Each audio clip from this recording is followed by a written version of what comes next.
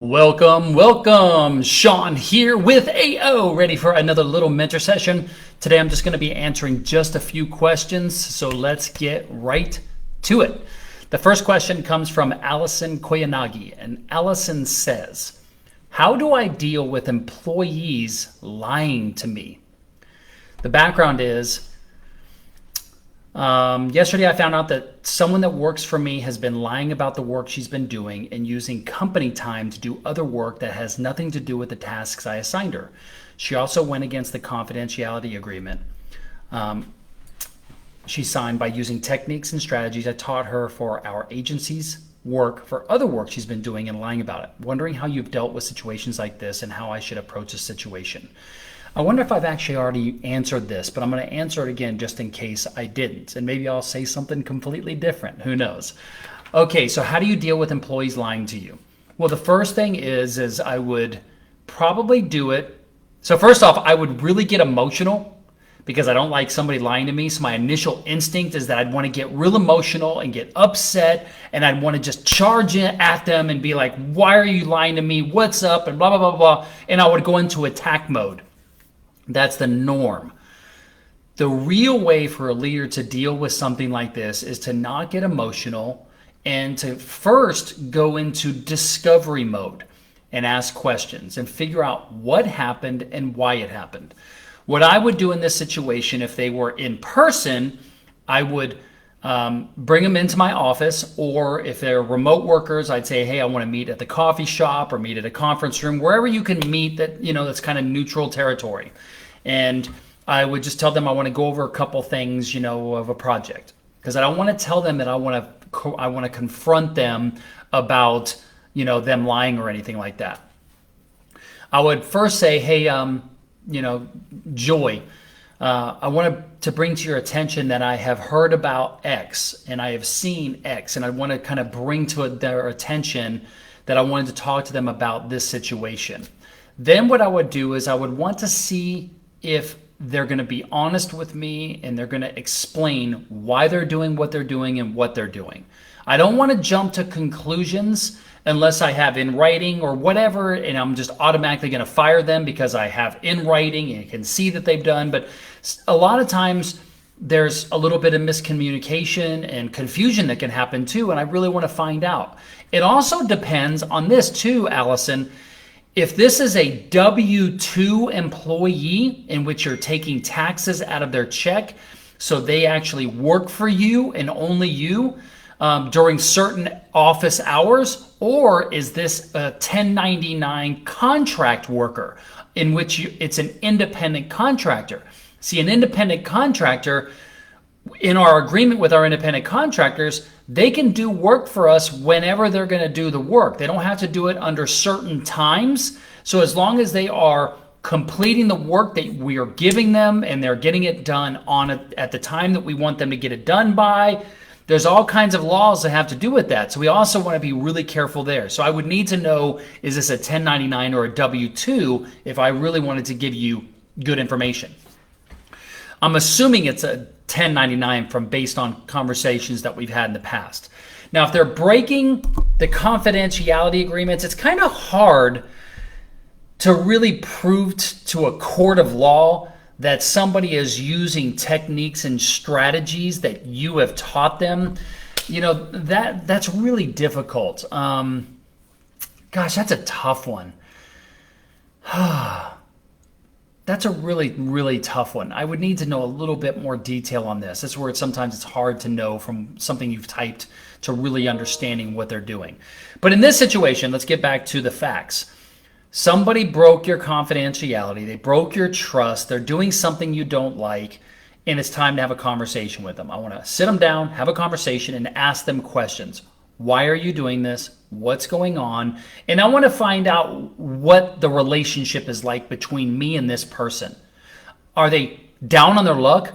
Are they behind on bills? Do they need to make extra money? Like, are they desperate? Or are they maliciously trying to screw me over? I want to try to use my best judgment to determine what's really going on, because sometimes we might think that somebody is already is trying to screw us over, but in reality, they're just down and they're depressed or they're broke and they need more money and I don't know all of this. So I really want to, if I really care about this person, which I should if I hired them, I want to find out what's going on. That's what good leaders do, is we try to figure out what's really going on with the people that we're doing business with before we jump to conclusions. So that's what I would do, is if an employee was lying to me or a 1099 worker was lying to me, either one, I'd want to find out why. What's going on? What did I do to them, or what didn't I do for them that would make them think that they couldn't always be open and honest and transparent with me? I want to know that, because that's going to help me learn how to be a better leader with other people, because maybe there's other people doing it and I don't know. I just haven't caught them yet. So if I know that I have shortcomings on something, I do that. If it's malicious, if it's nothing that I've done, then I want to basically remove their usernames and passwords, collect any work stuff, and say, take care. You've made the decision to no longer work for my company or represent my company. But that's what I would do. Find out what the deal is, get to the bottom of things, have good conversation, and then adjust where the conversation is going to go once you know. Okay, because maybe you can build a better relationship with this person and they don't feel they need to hide things from you, or if they're just maliciously trying to screw you over, you can just put a stop to it. Okay, but remember, at the end of the day, whether it's employees or 1099 workers, we can't always prevent people from screwing us over.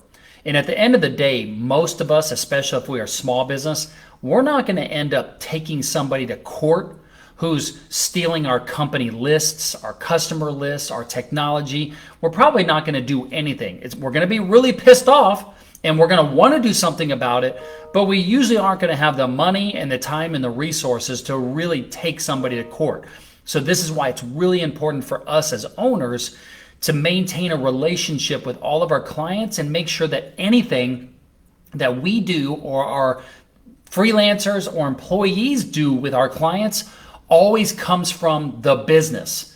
The relationship is always, my name is Shawn and I represent AO. If you have one of your workers, their email address should be XYZ at your company name, and then you just shut their emails off and then change the password so they can no longer get those emails, and then send out a communication to all the customers that they may have had contact with, and let them know in a nice professional email or phone call, depending on the size of your company, hey, Mr. Smith, I wanted to let you know that John is no longer with our company. Here is your new point of contact. Here's their email and their cell phone, or here's my information if you need to get a hold of me, and keep that relationship with customers to let them know.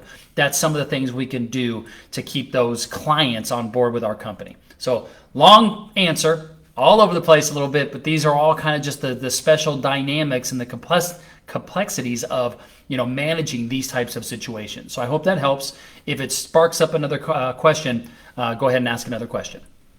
Okay, and speaking of, the next question comes from Joseph Gallo. And Joseph says, how much should I invest as a clothing startup in website design and marketing with a firm? The background is I have the trademark and now I want to work with someone who can provide guidance on my next investment, which is website and marketing. Okay, you specified you also want Tony to answer this. I'm going to get a couple other mentors to answer this for you as well. So I can tell you that I just hired a marketing agency, and I just hired them, and it's $4,000 a month. And they are building me out a complete brand new corporate website. They're going to manage all of my sales and lead pages. They're going to work with me on all of our lead magnets, opt-in pages. They're going to run my ads. So that doesn't include the actual media buying. That's just their fee for right now in the beginning phase. Once all of it's built, a portion of that $4,000 will go to agency fee, and a portion of that will go towards media buying on Facebook and Instagram and anywhere else we choose. But that's how much I'm paying. I can tell you this from firsthand. One of the benefits of using an agency is to do marketing, you need graphic design, web programming and coding, copywriting, someone who understands just the strategy around how a page is laid out, which sometimes that's a special type of skill. You need someone who can be a creative agency director to manage the entire process and work with you on strategy. It is very, very difficult to find one person who can be a copywriter, graphic designer, web designer, which can be different, web programmer for Shopify store, WordPress, Wix, or whatever application platform you're going to use, someone who understands the functionality and layout and strategy around website, sale, and then sales pages, opt-in pages, and then doing all of the email marketing that has to do with it, then understanding actually how to convert and manage all of your audiences on Facebook and Instagram. It is virtually impossible for one person to be a true expert at all of that. Doesn't mean that those experts don't exist, those unicorns, but that's one of the benefits of doing business with an agency. So with that said, I'm paying $4,000 a month. I'd be more than happy to make an introduction to the company that I'm using. But I can tell you this, before you want to go down that road, it's really important that you already have a brand identity kit and all of your logo packages all in one great file. So you want to have your logo and the master logo file, as well as all the different ways that your logo would be, like vector and RG, whatever. There's all kinds of ways that you get your logo in different formats. Then you want to have your primary and secondary color palette done, and you want to have your font or your typography, headers, subheaders, body, and all that stuff done, so that when you hire your agency to do your website or your sales pages or your advertising and all that stuff, you just hand them this identity kit so that they know how to represent your brand. It also helps, when I already had this onboarding call with them, it also helps when you can give them your brand strategy, which is already complete, which is, what is your vision for the company? What's your mission? Who is your ideal client and why? What is your unique selling proposition? And also the understanding of all the processes of how you deliver your product and service to your customers. All of that gets taken into the equation when they're going to build out your website and your marketing for you. So that's why it's so important that you get your brand strategy done first, your brand identity kit done, and then you go to messaging, which is your website and your marketing. I searched for about 2 months for different agencies to manage this for AO. And I can tell you the prices ranged from the $4,000 I got, which I got a pretty good deal because it was a relationship, up to $10,000 a month. It can get really expensive. And this is why it's really important to know all of your brand strategy and stuff and be ready to pull the trigger. Because think about this.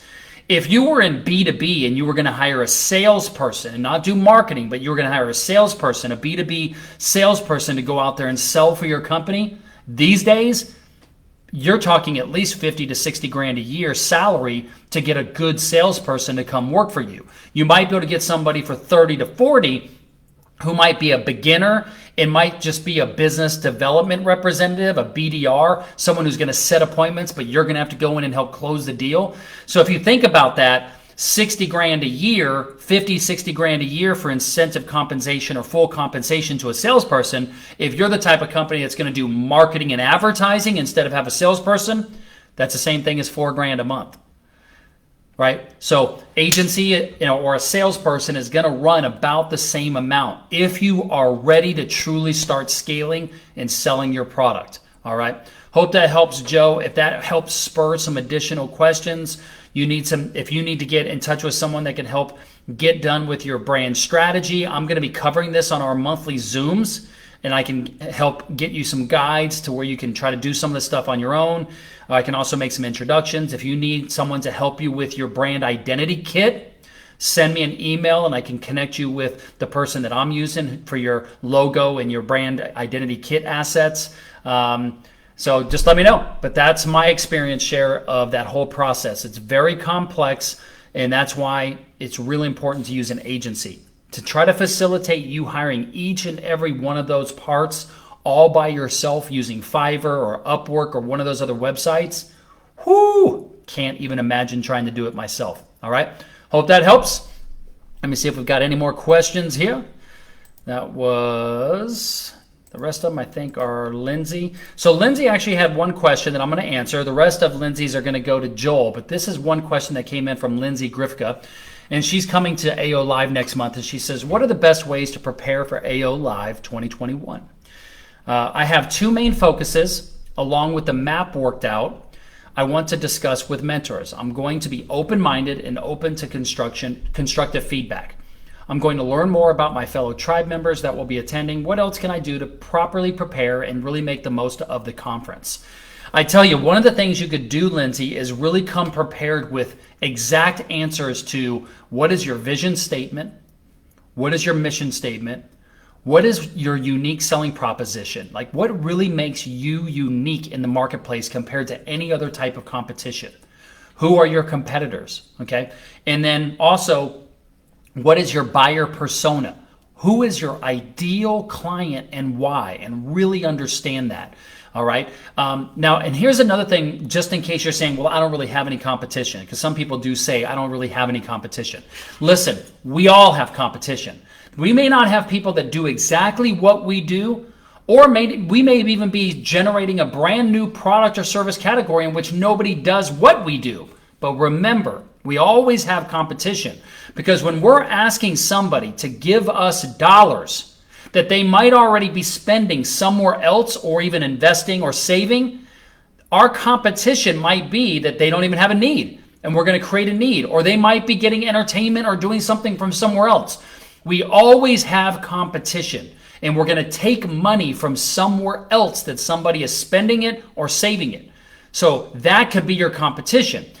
Our biggest competition for AO is not another organization or an individual coach. It's people that are doing it themselves. They're going to Google and just typing in, trying to figure out help. They're reading books. They're listening to podcasts. They're going on to Clubhouse and listening to all these millionaires, but they're not having conversations. That's our competition. It's not direct competition, but it's competition. It's not another organization. It's just another place, another outlet. So think about that. So that's how you could come to AO 2021, is come with some questions for sales, marketing, building out your business model, building out what kind of team members and how to be a good leader and how to interview, how to manage employees, because we're going to have Tom there for sales training. We have Dan there for business model and processes. We're going to have Marcia for team building and leadership. And then we're going to have Peter for advertising and marketing. So there's going to be 4 coaches at AO Live. And if anybody else is watching this, if you're not coming to AO Live and you still want to, 2 people had to drop out. So if you do want to come, just shoot me a message. And this weekend is amazing. It's February 26th to the 28th, and would love for you to be there. All right. Hope that answers your question, Lindsay. For anybody else, what's up, Anisa? What's up, Shelly? Good to see you guys in the comments here. All right. Tag anybody that needs to watch this live that I'm doing right now. Just tag anybody that you know in the group that is like, shit, you need to listen to this. All right.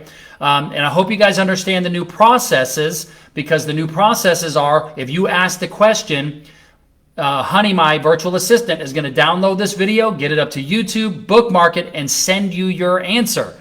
Super, super cool. You're also going to get an email saying who else is going to answer this question for you for the few other questions that I answered. All right. So I hope that helps.